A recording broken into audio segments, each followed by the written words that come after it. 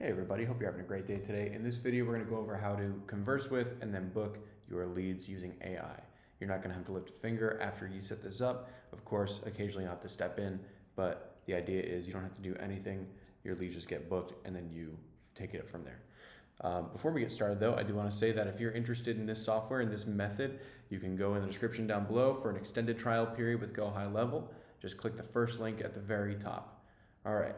So let's take a look at the workflow I've got set up for us today. The first step we're going to add is the AI conversation bot. Let's see, conversation AI. So the question is going to be, hey, well, first let's figure out what the example is going to be. So let's stick with Matt's PT golf clinic, just because it's the first thing that comes to mind, and I've always used it. So let's do, hey, contact first name, and you can grab that of course from this tag, this custom value icon, contact first name. I like typing it out because it's faster. Hey, contact that first name. I saw you were interested in our PT golf PT clinic. What's been bothering you? And then we'll just give it a 1 hour timeout. Let's give it a 24-hour timeout. So the timeout here is the amount of time it's going to wait for a response before it goes down the timeout branch. And we'll go over that in a second here. You know what? In fact, let me just pick SMS real quick so I can save this action and show you. So the conversation AI has a bunch of branches that follow it. By default, it has 2 branches, no condition met and timeout. So let's take a look at what's going on here. The question is the message that gets sent first. So the AI is going to send this message out to whoever lands on this step. The timeout here is 24 hours, and if they do not respond within that timeout period, they will go down the timeout branch.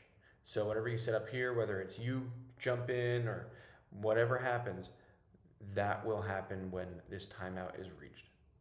The channel is the communication channel, so you could use this on Facebook comments or Facebook DMs, Instagram DMs, but I prefer SMS just to start. Skip if answered. This is kind of an interesting one. This is just based on if a previous message action was answered in this workflow. So for example, if you have 2 SMSs before this, right above, and one of them gets responded to, but you don't have but you don't have stop on response turned on under settings, and another workflow doesn't have remove from this workflow based on a response, then you still want to stop this AI from reaching out if they've already responded. In that case, we will simply leave skip if answered on. Now we don't have any preceding SMS or email steps, so we don't have to worry about that, but I will leave it on anyway. Bot responses limit. The higher this number, the more likely it is that your bot goes sort of rogue and starts saying things you don't want it to. But the idea is if it reaches this limit and no conditions are met, it will go down the no condition met branch. And then you can jump in and finish the follow-up. Wait time in seconds. This is the amount of time it takes before it responds. I would say make it something like 20 seconds. You don't want to be weird about it. Yeah, let's make it 20 seconds. Let's also, yeah, I think we're good here. 5 is a good limit for the bot responses. It just primes everybody coming in. If you really want to, you can say 10, but I like to leave it at 5. So here is where it gets interesting. These branches, if you've used the if else operator, the conditional operator in the actions over here before, it's usually just a bunch of drop downs where you select the logic explicitly.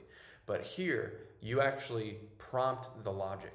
I don't know how much I like that, but it's there. So if no condition met, it's hard-coded to be no condition met. If bot times out, it's hard-coded to be bot times out. But let's say a person is interested in booking, enter condition name. Let's shorten this up. Lead is interested in booking a starting point session. Okay, and we'll say booking interested in booking. Great, so we can save that. So this is what a basic AI looks like. Now, if you want, you can also turn on advanced bot configurations. So here we have personality, we've got additional instructions, we've got question, that's from before, but these are the 3 fields where we can access the different prompts that prime the AI to do what we want. So here we have about you, you are you are not a highly, you are Matt. No. Mike, I don't know. Someone who's not Matt, the owner, right? That'd be kind of weird if the owner was answering all the questions. You are Mike, a rockstar salesman for Matt's Golf PT. Objectives, you're given a single question to ask every reply, blah, blah, blah, blah.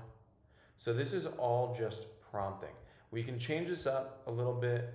There's no wiki here, so that's kind of, so we can get rid of this and we'll just add that as one of the branches. We will set up more rules down below in additional instructions. So personality defines what the bot acts like. Additional instructions defines how the conversation is supposed to go. So let's save this real quick. We're going to replace that branch, or rather take that branch we removed from here, that wiki thing about more information.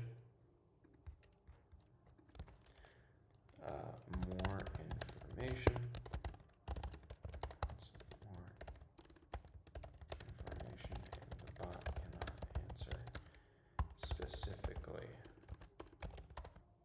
Great. So let's save that. Now we have another branch. So ideally, here, here, and here, we're going to tag you in. So let's just call this, it's fine how it is, and then we can start adding our notifications. So let's, okay, can I not spell? Notification. Set internal notification, notification, combo AI, no condition met, and we'll do contact.name. We can even do message.body, which you can also grab from here. And what I'll do is show you the last message sent from the lead inbound. So let's save this. Oh, we have to redirect page first, redirect to conversation, and then to assigned user. We can take this again, copy it, and make it almost exactly the same for timeout, but we will make it combo AI timeout. Perfect. Now let's go one more time to more information, and we will have it say, wants more information. Cool. All right. So this is the first step of the AI. If you're good with this, if you don't want the bot to do any booking for you, you can stop right here, put another notification right here, and just tap in whenever the AI is done. But that's not what we want to do. We want to 1-2 punch it. So we're going to make that second punch that booking bot. So let's open up again another action. We'll do AI. This time we're not going to use the conversation AI. We're also not going to use Eliza AI appointment booking. The problem with Eliza, a lot of people say that Eliza gives very AI sounding responses to questions it doesn't really recognize, or an input that confuses it a bit. So let's not do that. Instead, what we want to do is use the appointment booking conversation AI bot. It's in beta right now, but it's promising, and so I'd advise that you try this out before you go to Eliza. We can pick any calendar, so let's do intro appointments, and it will take into account the availability on that calendar. If you don't trust it to finalize bookings, of course you can turn that off. Don't let the bot send confirmation message. So we're going to turn that on, just as sort of a precaution against the bot doing weird stuff. Again, we see personality, we see additional instructions. So these are how we're going to prompt this bot to do what we need it to do. I would also include in these additional instructions, never ever use M. Use M dashes or line breaks. So the idea here is text messages are, you got to think about how someone's going to text. It's hard to access things like a line break in a text messenger. You don't want to, hit enter a bunch of times. You don't want to use long messages. You don't want to use bullet points. You don't want to use, weird emojis, and especially M dashes. So most phones actually don't do this, which is that long hyphen that a lot of AIs really like to use. That is sort of a telltale sign nowadays of AI. So yeah, let's not do M dashes and let's not do line breaks. A lot of the other stuff here is already good. Let's see. Sorry, that didn't make sense. Okay, we can look at all this and decide if it's right for your business, but the defaults are pretty good. So let's go down, maximum messages before it goes to appointment not booked. Let's leave it at 10. Timeout unit hours, let's do hours. And then 24 hours, that's perfect. Channel, SMS. We have don't let the bot send the confirmation message. That's good, we wanna leave that on. Before responding in seconds, 120. Let's do 20 seconds.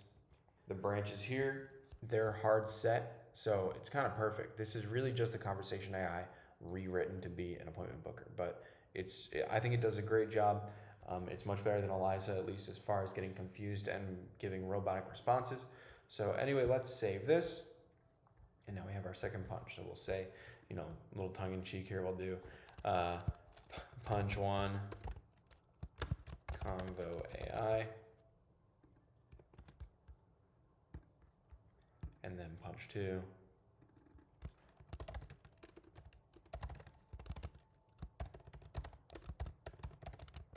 Booking AI. Save. And we have timeout, appointment was booked, appointment not booked. So let's, again, take these, copy, action. We can paste this here. Perfect. And we will save all that. And then the last thing we want to do is notify us. We're going to do a different notification for appointment was booked. We will call this Convo AI booked. Convo AI. Contact.name.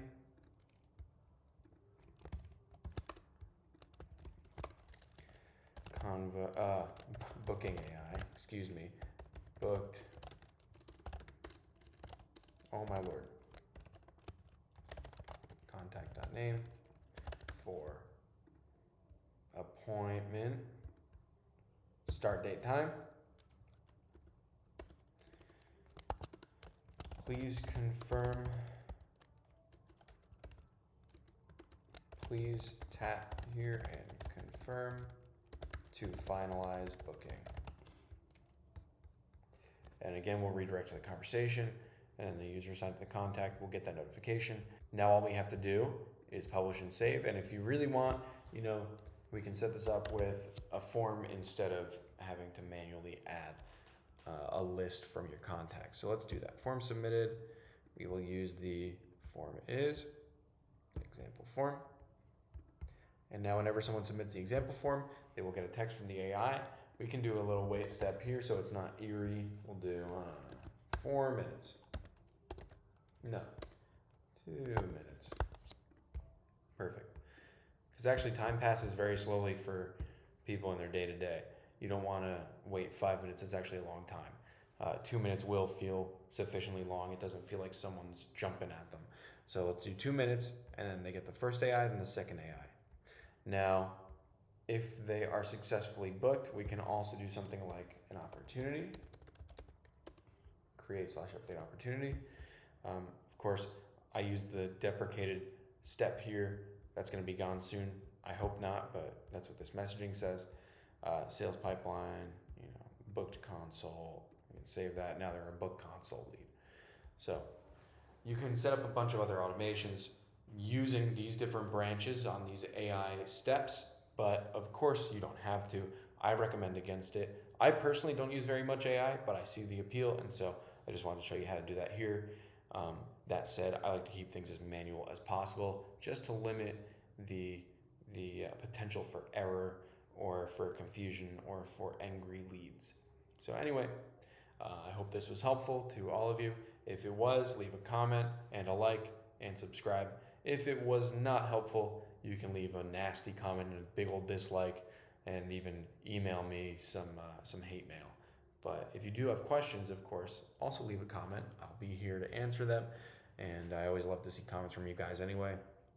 And of course, if this is interesting to you, you can find the link at the top of the description below where you can get an extended trial for GoHighLevel. That's it.